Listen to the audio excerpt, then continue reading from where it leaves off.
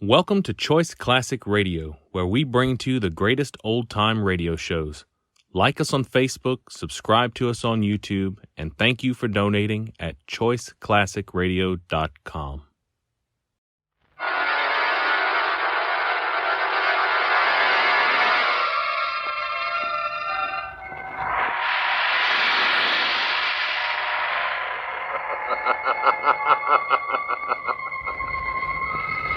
Who knows what evil lurks in the hearts of men? The shadow knows.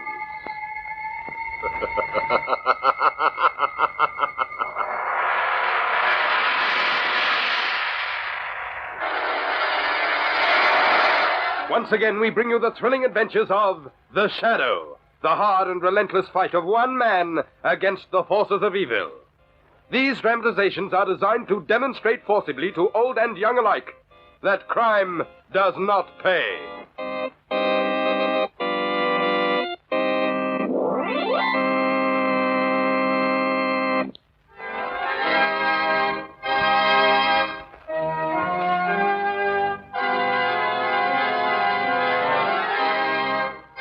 The Shadow, who aids the forces of law and order, is in reality Lamont Cranston, wealthy young man about town. Years ago in the Orient, Cranston learnt a strange and mysterious secret. The hypnotic power to cloud men's minds so they cannot see him. Cranston's friend and companion, the lovely Margot Lane, is the only person who knows to whom the voice of the invisible Shadow belongs. Today's drama, The Sword of Dengri.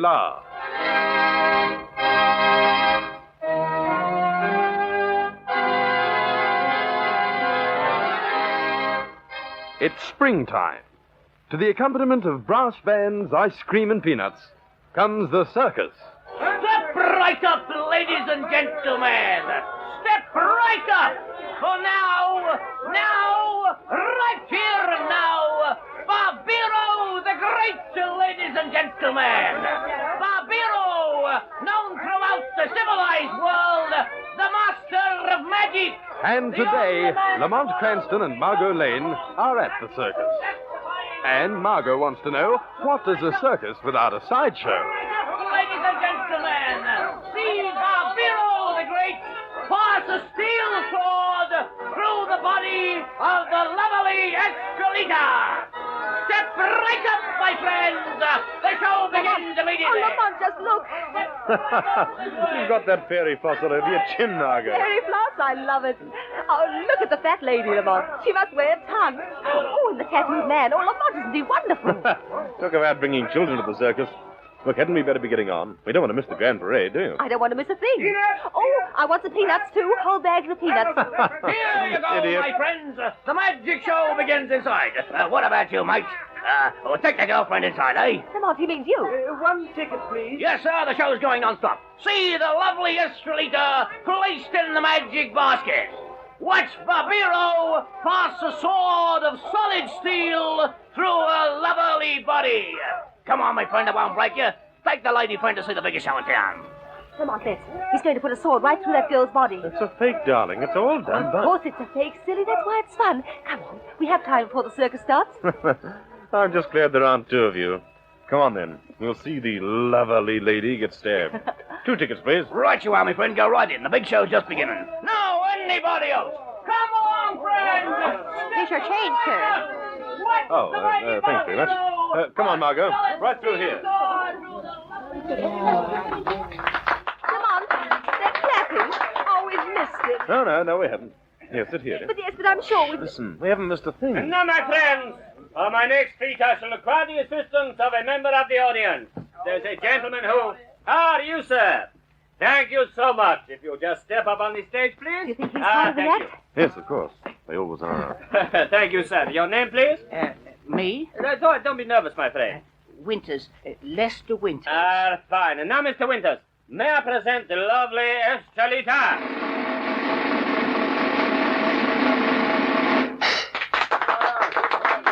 Master! And my assistant, the girl of wisdom, Lady of the Occident, Madame Irene.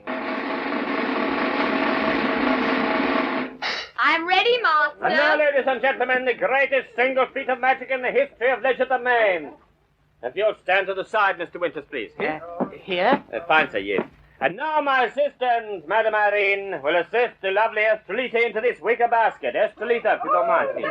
It's a regular basket, Lamont. You can see it's empty. Yeah, sure it is, Margot. But don't you see? Listen. And now, I take from this velvet pillow the sword of Dengri. Watch closely, Mr. Winters, please. Yes, sir. The steel sword of Dengri. And bend it so. I strike it so. And I strike it against a solid block of wood, so. Now, Mr. Winters, are you satisfied that the sword is genuine solid steel, sharp, deadly, and terrible? It is, yes, sir. But, Lamont, it is a regular sword. It collapses, Margot. As soon as he pushes it into the basket, it folds up like an accordion. Oh, Killjoy. Are the spirits of Dengri in attendance, Madame Irene? They are here, oh Master. And you, lovely Estrelita, are you ready to pass into the unknown land of the spirit? I am ready, oh Master. We're going to miss the parade, Margot. Let's leave. Now, but he's going to put the sword through her, Lamont. Oh, wait. Barnum was right, darling. There's one born every minute. The lovely Estrelita is in the magic basket. As you can see plainly, my friends, only her beautiful head is visible. Now then, I take the sword of Dengri in my right hand, thus. Ready, Estrelita? Ready, oh Master. Watch closely, Mr. Winters, for I shall plunge this sword through the magic basket into the heart of this lovely girl. Oh, Lamont. It's a fake, Selina. Watch it. Newman! Secundus! Plunge! Lamont, how could Lamont he plunged the sword through her? Look at the girl. Well, she's supposed to scream, Margot. It's all part of the act. Pretty convincing job. And too. now, to the amazement of the civilized world, I withdraw the sword from this lifeless girl's body. Oh, there's blood. Lamont, look at his. That's tomato sauce, darling. Come on. And I command you, Estrelita, to rise. I command you, Estrelita, to rise. Lamont, she... Rise! Dan! Dan, she... Oh! Stop the drum. Stan, stop the drum. Jane! Lamont, there's something wrong. Margot, Jane! Mister, I think she's... Margot, there is something wrong. That girl is dead. Oh, no. I'm going up into that stage, Margot. He's killed that girl right in front of our eyes.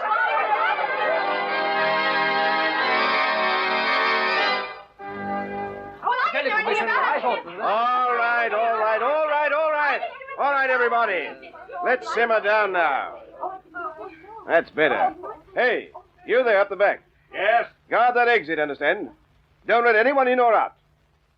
Now then, let's sort all this out. Firstly, what was the girl's name? Her name is, Adair, Commissioner Weston.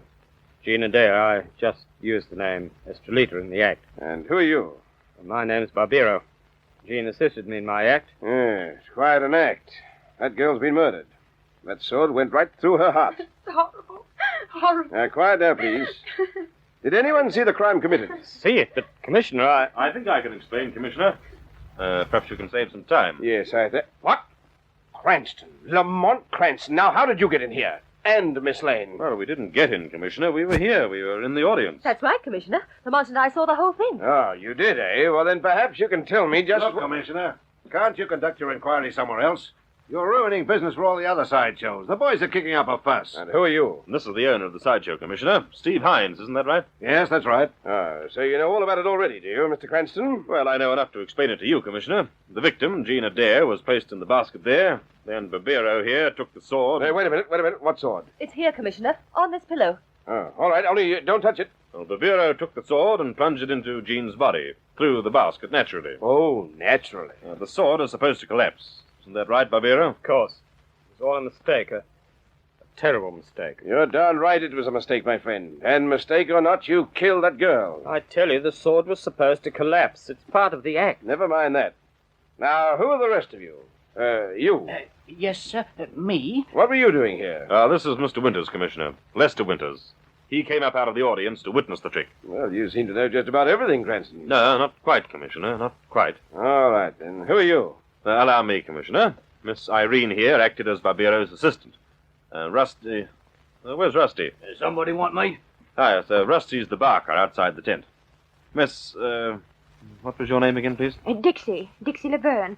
And my real name is Hanson. Oh, well, Laverne will do. Dixie sold tickets just outside the entrance to this tent.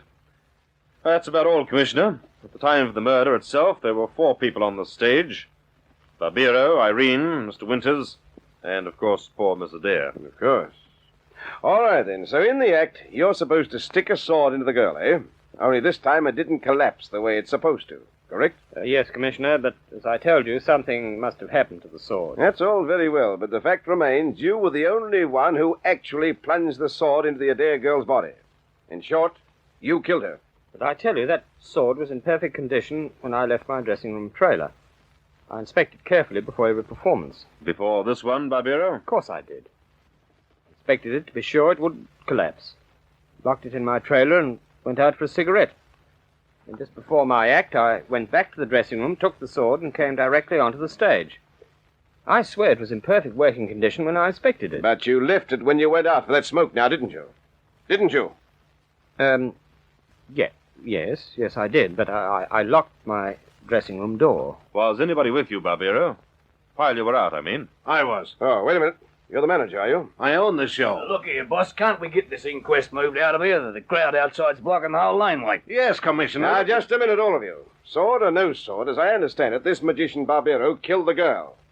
Any way you look at it, it's a case of accidental murder. Correct? A case of manslaughter. The sword was supposed to collapse, and it didn't. You want my opinion? That's the case in a nutshell. I think you ought to change the charge, Commissioner. You do? And why, may I ask? He admits he put the sword into her. Clear case of manslaughter. Have a look at this sword, Commissioner. See this little spring here? Well, Cranston? It's been bent, Commissioner. I'd say deliberately bent. What? Oh, no, it couldn't be. While you were out for that, smoke, Barbero, at any rate, somebody deliberately bent this spring so that the sword would not collapse. In other words, someone deliberately murdered Jean Adair.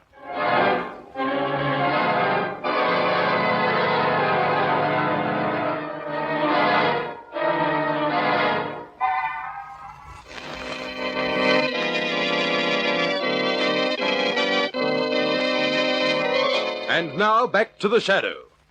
It is early next morning. Lamont Cranston and Margot Lane have returned to the circus in search of clues. Lamont, really? It's bad enough to get me up at the crack of dawn, but what are we doing here? I thought you liked the circus, Margot. Not in the morning, I don't. Oh, there's the tent over there. The one with the screen door. Whose tent? Steve Hines, you know, the manager. The one who owns Barbero's show. Barbero. It'd be quite a situation if he didn't murder Jean Adair, Lamont. I mean, if he really didn't fix that sword so that it wouldn't collapse. As a matter of fact, I don't think he did. No, he killed her, technically, all right. Everyone saw him plunge the sword into her. But I don't think he knew it was jammed. Well, why not, Lamont? That story about going out for a cigarette sounded rather weak to me. But it doesn't prove that he killed her, Margot. Weston will probably release Barbero this morning. There's no proof against him at all. Yes, and our friend Steve swears that he was with Barbero until it was time for the show. You mean someone else tampered with that sword, Lamont? Perhaps. Anybody with a key to Barbero's dressing room could have... Yes, who is it? Oh, it's Lamont Cranston, Steve. May we come in? Who? Oh, it's you. What do you want? Well, I want you to tell me something, Steve. What? Let's suppose the murder wasn't a murder at all, that it was an accident. Pure and simple accident. All right, so it was an accident. Barbero's released and the show goes on, correct? Of course the show goes on tonight. Yes, but you haven't got a girl. A new Estrelita to get in the basket. Ah, but we have. Irene's been screaming the place down to do it. She used to, you see. Oh, she did? Yeah, but Barbero thought Jean had more class, you see. So he put Irene in the monkey suit as his assistant and put Jean in the basket. Oh, about 3 weeks ago it was. I see. So Irene can now step back into her old role as Estrelita tonight. Of course she could, but she won't. Barbero won't let her. He'll give the job to Dixie. The ticket girl? Yes, she wants the job, too. Dixie, eh? Dixie Laverne. Yeah. And if you ask me, that girl isn't as dumb as she looks. Huh? I'm not saying anything, mind you, but if I was you... Dixie wanted Jean's job, you know. Yeah, she wanted it pretty bad.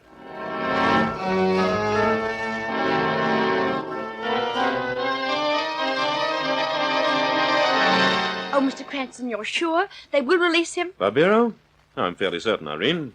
In fact, he ought to be released for tonight's performance. The Commissioner can't hold him without evidence, you know. Tonight's performance? We understand you'll be the new Estrelita, Irene. The new one? Look here, I am Estrelita. I've been doing the act for years. And Dixie Laverne. She's able to do the trick, too. Dix? Oh, yes, there's nothing to it. But if there's a new Estrelita tonight, you're going to be it. Is that right, Irene? Oh, gee, Mr. Cranston, I hope so. Getting back into one of the principal roles in the act would mean a lot to me. Well, I certainly hope you're successful. Are you ready, Margot? I'm right with you, Lamont. Wait a minute, Mr. Cranston. Don't move. Yes, but... There's someone outside the tent. Listening. I can see a shadow.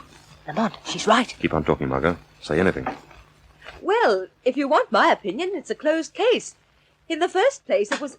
Here, you, come back here. You. Who is it? Who? Rusty! Let go of me, you big lugger. Let go. Our friend the Barker. I'm sorry, old man. Irene was just interested in who was eavesdropping. Perhaps it's a good thing I do hear what's going on around here. Like Dixie, for example. What about her, Rusty? Nothing, Irene. Only I got an idea that if you're gonna do the Estrelita act from now on, Dixie ain't gonna like it very much. Dixie's a funny girl. She didn't like Jean very much either. A very funny girl. Lead on, Lamont. It's only noon. I'm practically tireless. Then you can rest, Margot. We're finished. Finished? But you don't know who tampered with that sword. Barbero, Rusty, Irene, which one of them? Yes, and Dixie, don't forget about her. I was just coming to Miss Laverne, Margot. I think it's time I paid her a little call. Oh, good. Where's the tent? Right here. Only we're not going in. We're not? I have an idea, Margot, that Dixie will be much more cooperative if she's visited by our old friend, the Shadow.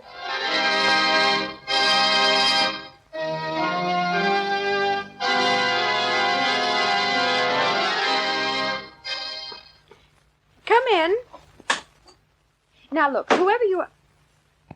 Funny, I could have sworn I heard somebody outside.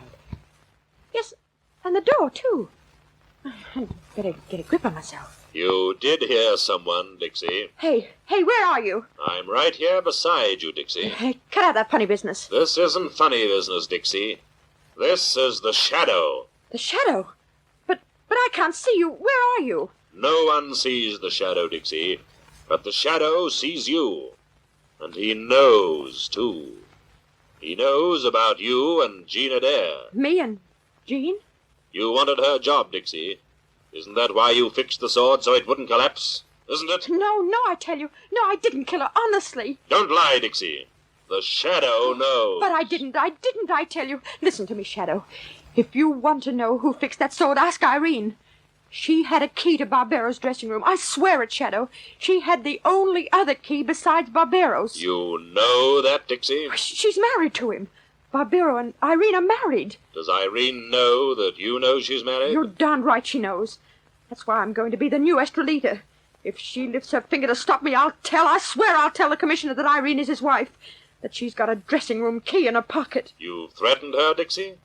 You've told Irene that she must let you be Estrelita tonight? Yes, I threatened her. I sent her a note this morning. I told her I'm getting the job, and if she stops me, I'll tell. That was foolish, Dixie. Very foolish. But I'm not going to let her get it. Barbero tossed her out when he fell for Jean, and now it's my turn. Exactly, Dixie. Now it's your turn. But what do you mean? I mean you must get out of here, Dixie. You're not to be Estrelita tonight. Yeah, but... Do as the Shadow says, Dixie. Leave here now. And stay away, understand? You must not be Estrelita tonight. Now? Leave now, Dixie. Remember my warning. The Shadow knows. I've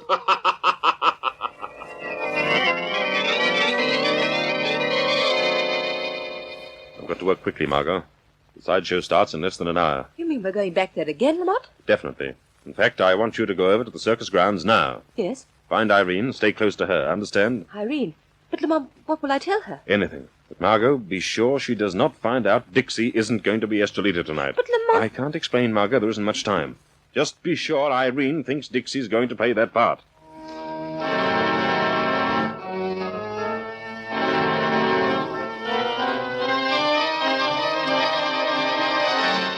Please, Mr. Cranston, I don't want to go back to that sideshow.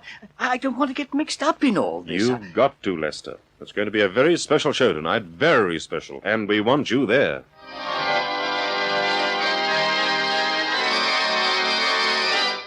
Now, see here, Cranston, enough is enough. I released that magician at noon. As far as I'm concerned, anybody could have got at that sword, if it was got at at all. And I haven't got enough evidence to hold anybody. I know that, Commissioner. I simply think you ought to see the show tonight. In 20 minutes. What are you up to, Cranston? A little entertainment, Commissioner. The same show I witnessed last night. Same magician, same Lester from the Orient, same trick. Only tonight, a new girl in the basket. Come on, I promise you it won't be dull.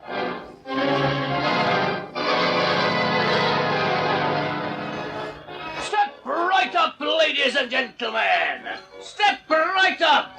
Well, Cranston, so we're here. Now what? Step right inside, Commissioner. Barbero the Great is about to perform. Oh, Margot. Lamont, it's starting. Good. We'll take the Commissioner right down to the front so he won't miss a thing. Oh, Rusty. Yeah, oh, it's you. Why don't you people stay out of here? Ah, we just came to see the show, Rusty. All right to go in? Yep, go ahead. Only no tricks, dear. We lost enough business last night. Sentimental, these circus people. Come on, Commissioner, I'll sit next to you.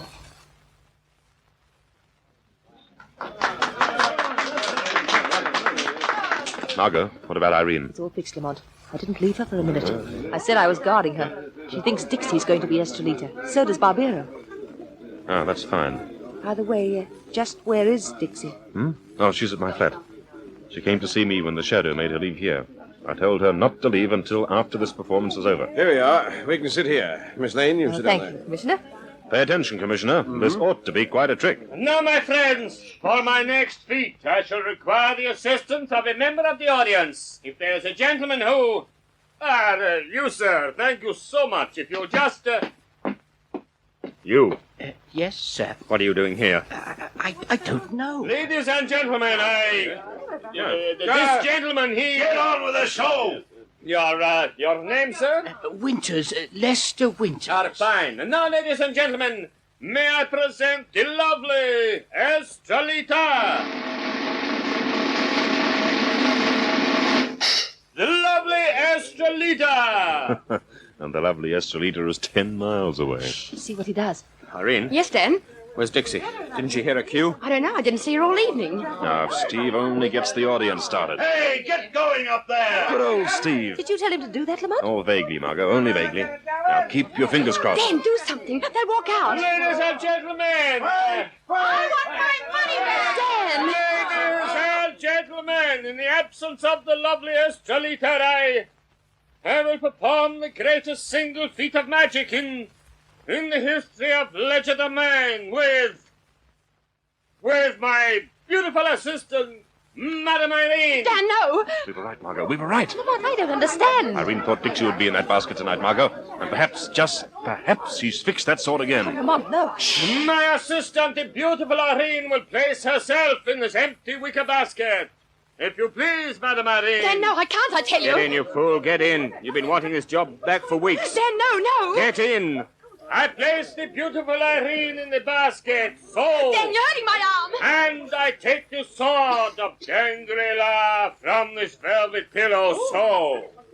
Watch closely, Mr. Winters. Yes, sir, I am. Dan, in heaven's name, don't, I tell you. Quiet, you fool, quiet. You know the trick. Just scream when you feel the sword collapse. And now, ladies and gentlemen, I will pass this genuine, solid, sealed block through the heart of the lovely Irene.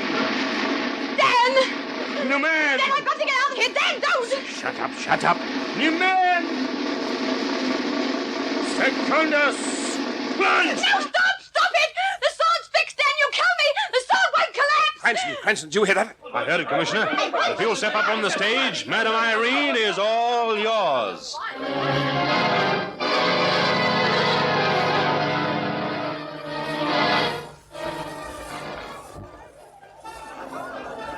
Lamont Cranston, I do not want any more peanuts. I don't even want to be here. Well, I told you I wanted to see the grand parade, Margot. And believe me, these are the best seats in the house. Well, after all the excitement, I want to go home. The sideshow? Quite a show, wasn't it? To think Irene fixed the sword again. I thought that might happen, Margot. She was jealous of Gina Day, you see, when Barbero gave Jean her job. So last night, when Barbero went out for the cigarette, she opened his dressing room and fixed the sword so it wouldn't collapse. And tonight, when she thought Dixie had the job, she did the same thing. That's where we fooled her. When Dixie didn't show up, Barbero forced Irene to take her place. After all, Barbero was innocent. He didn't know the sword had been fixed either time. And Irene would have been killed by the trap she laid for Dixie. How did you suspect her, Lamont? I'm still not sure. Well, the Shadow helped there, Margot. Dixie told the Shadow Irene and Barbero were married. When she didn't tell that to the police, when Irene kept her marriage a secret, it looked to me like she was hiding something. Her jealousy? She was jealous of Jean, yes. But she was also hiding the fact that she had a key to her husband's dressing room. That's why I was fairly sure she'd try to kill tonight. Dixie knew about the marriage. Yes, and about the key, too. Huh? What's so funny? Nothing, Lamont. I just remembered something. Yeah? Last night when I wanted to go into the sideshow in the first place, Yes, what about it? you said they were all a fake.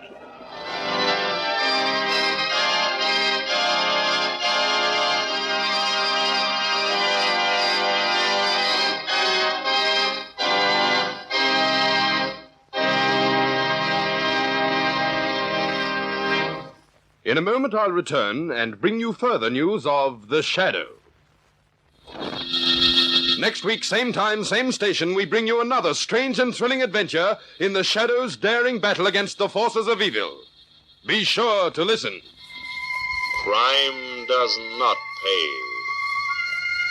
The Shadow knows.